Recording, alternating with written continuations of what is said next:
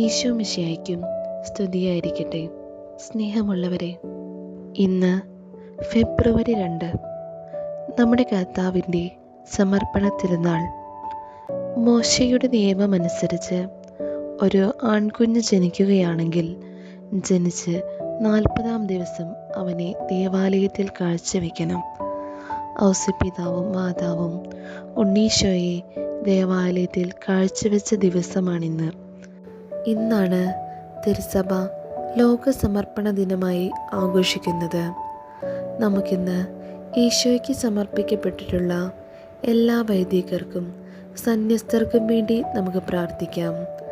അതോടൊപ്പം നമ്മുടെ മക്കളെയും ഈശോയ്ക്ക് സമർപ്പിക്കാം.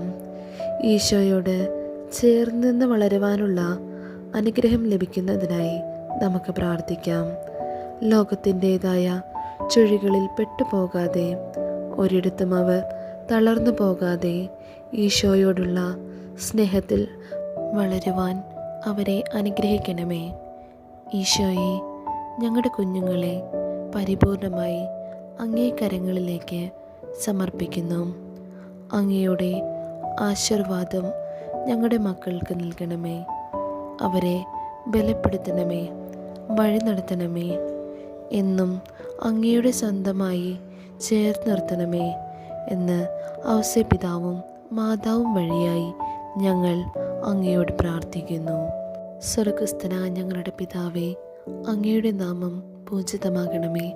അങ്ങയുടെ രാജ്യം വരണമേ. അങ്ങയുടെ തിരുമനസ്സ് സ്വർഗത്തിലെ പോലെ ഭൂമിയിലുമാകണമേ. അന്നന്ന് വേണ്ടുന്ന ആഹാരം ഇന്ന് ഞങ്ങൾക്ക് തരണമേ.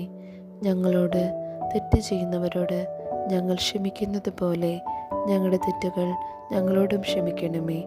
ഞങ്ങളെ പ്രലോഭനങ്ങളിൽ ഉൾപ്പെടുത്തരുതേ, തിന്മയിൽ നിന്നും ഞങ്ങളെ രക്ഷിക്കണമേ. നന്മ നിറഞ്ഞ മറിയമേ, നിനക്ക് സ്വസ്തി. കർത്താവ് അങ്ങയുടെ കൂടെ സ്ത്രീകളിൽ അങ്ങ് അനുഗ്രഹിക്കപ്പെട്ടവളാകുന്നു.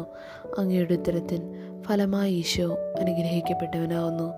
പരിശുദ്ധ മറിയമേ, തമ്പുരാൻ്റെ അമ്മേ, പാപികളായ ഞങ്ങൾക്ക് വേണ്ടി എപ്പോഴും ഞങ്ങളുടെ മരണസമയത്തും തമ്പുരാനോട് അപേക്ഷിച്ചു കൊള്ളണമേ.